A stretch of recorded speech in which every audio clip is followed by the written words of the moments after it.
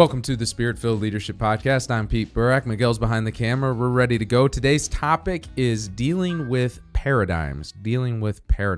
So I've been fascinated with this whole concept of a paradigm, which is a loose or kind of simple definition is the way you see the world or the way that you're operating through life. So the beliefs, the systems, your history, the culture, just kind of the way that as you navigate life, the way you see it. And we know that people operate with different paradigms because of, you just watch the news and you flip two different channels. One person's version of the news is this angle and the other person's version of the news is this angle. Or one person reacts to a situation this way and another person reacts a different way. And we see it in the church all the time that people can approach both the moral teachings of the church, the different spiritualities of the church, the different liturgical expressions of the church, and everybody's coming at it from their own paradigm. And part of leadership is to actually set the paradigm for someone. Or a better way to put it would be to meet people where they are, to understand the way that they view the world, and then appropriately, hopefully righteously, and led by the Spirit, help them kind of correct or adjust their paradigm to fit the paradigm of Jesus. Because ultimately, as a disciple, the way we want to live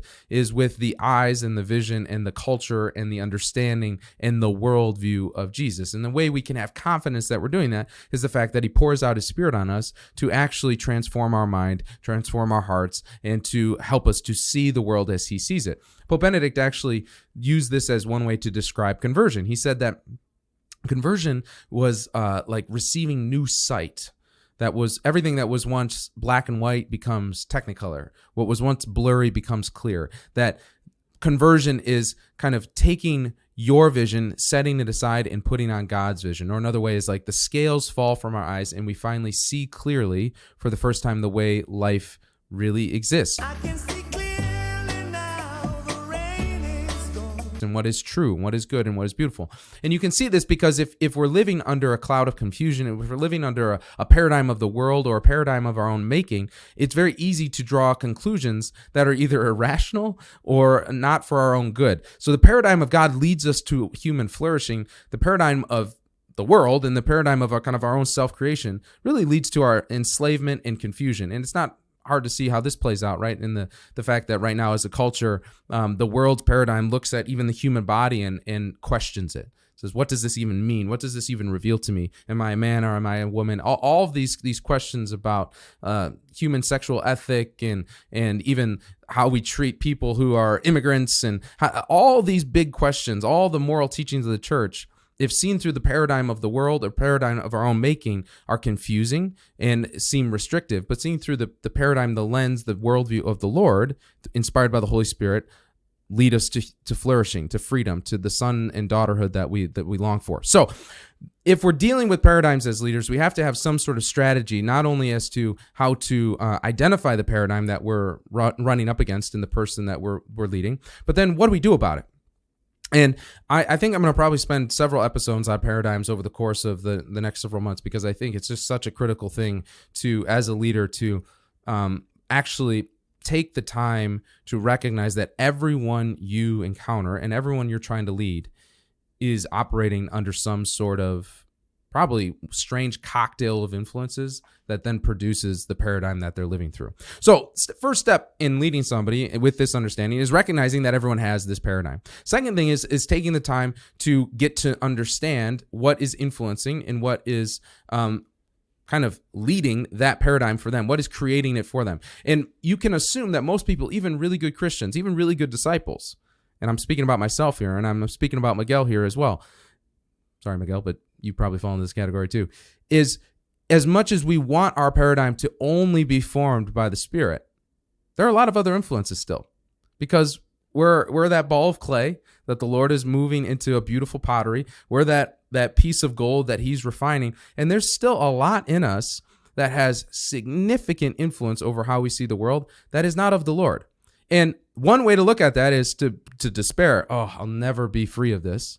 The other way to look at it is with hope that the promises of God are true, and one of his promises is that he will bring to completion what he starts. And so the expectation, though, is that we shouldn't expect somebody to have a perfect, completely purified Christian worldview when we encounter them. So we should be looking for and expecting and not scandalized when we encounter worldviews and ideas and beliefs and paradigms that are not of the Lord. So let's not be surprised by those. Let's be expecting them so that we can actually do something about them. So first step is knowing that everyone has a paradigm. Second is to start to understand that paradigm, recognize that it's going to be some sort of combination of influences. And then the third is, how do we start to lead them in such a way that transforms the paradigm into more and more the worldview and the vision of Jesus? And I want to just focus on one aspect of that right now. There's lots of aspects that go into it, but one aspect of it, and I call it the three-pronged learning approach. And this is not really my idea. I mean, people have been talking about this for centuries, but I'm just categorizing it as the three-pronged learning approach. How about that? Because a lot of times when we encounter somebody who has a different paradigm than us, our thought is, oh, if I can just teach them the right thing, if I can just talk to them and share with them the truth, that will change their paradigm. That'll change the way they see the world. That if they can just simply hear it from me or from somebody else, or if I can just get them to read this book or to take this course or listen to this podcast or go to this preacher, that listening and proclamation alone will produce the level of lasting change that we're looking for. And hear me on this, there's no doubt that books and podcasts and preaching and teaching is absolutely essential. It is. I mean, Paul talks about how can people believe unless somebody preaches? The word has to go out. But too often, because in some ways that's the easiest piece, that's the most streamlined piece of it, that's the kind of, you can churn that out pretty good, right? We can just create environments where we share a lot of things at people and they receive it, and then we can feel good about the fact that, yes, we've changed their paradigm because they've heard it from us. And again, some people have significant, lasting, long-term, all-in change, even just by a word that's spoken. But everyone I've ever met and I've ever read about whose paradigm truly shifts, that they were seeing the world this way and now they're seeing it this way, and it's actually influencing their behavior in a sustained way, has learned, I should say, that new paradigm, not just in a classroom, not just from a proclamation, but in that three-pronged approach that I want to share. So the first leg of the stool is, in fact, classroom.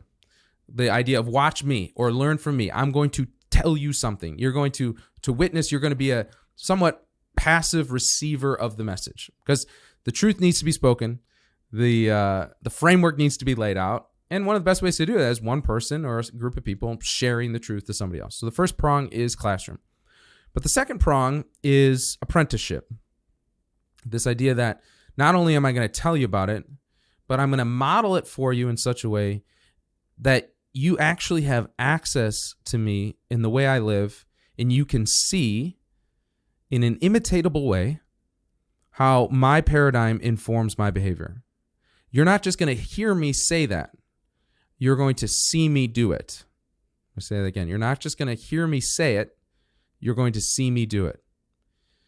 And by definition, this means this is going to be a slightly smaller group of people that have access to your life in that way. But as a leader, one of the things you need to be discerning is who are the people that I need to grant access, really significant access to my life, so that they can see not just hear the words I have to say, not just receive the message that the Lord has given me, but they can see how that message actually impacts my life. Am I living a life that is accessible to others? And again, that level of accessibility is not possible for everyone. I mean, Jesus was the same way.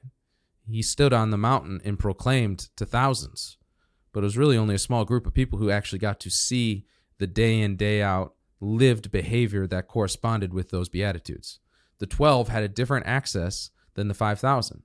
And that's okay, because what Jesus understood as the perfect Spirit-filled leader was that by granting access to the 12 and the 120 in the upper room, is that they had been given a level of understanding of, again, not just his teaching, but how that teaching was lived out in a daily life. And then those people, and even a smaller group of those people, were then given that third prong, which was immersion, which was the commissioning to go and do it, and to experience it, and to replicate what they had heard, what they had seen, and they had touched and kind of been modeled for them, and now they got to go do it themselves.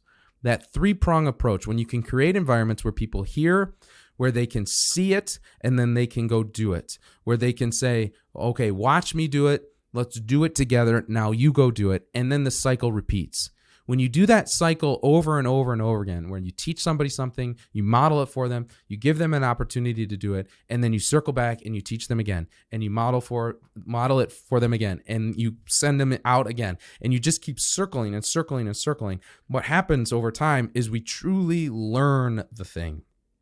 We truly experience the full scope of the human ability to integrate, not just head knowledge, not just kind of external visual knowledge, but starts to be a heart knowledge as well. And a full, true Christian paradigm shift is not just a transformation of the mind, is not just a transformation of the behavior, but it is ultimately also a transformation of the heart. That the full paradigm shift that we're looking for as a spirit-filled leader is not just to get people to believe the right thing. It's not just to get people to do the right thing. It's to get people to be the right thing. And all three of those are necessary for a total saintly, virtuous, holiness, transformation paradigm that we want to live as disciples. And so as leaders, we need to recognize that there are paradigms operating in everybody's life. We need to strive to understand what are those influences, what are those worldviews that are forming the way that people see the world and how they act. And then take a three-pronged approach of we need to teach the right thing, we need to model that teaching, and then we need to ask them to go and do likewise.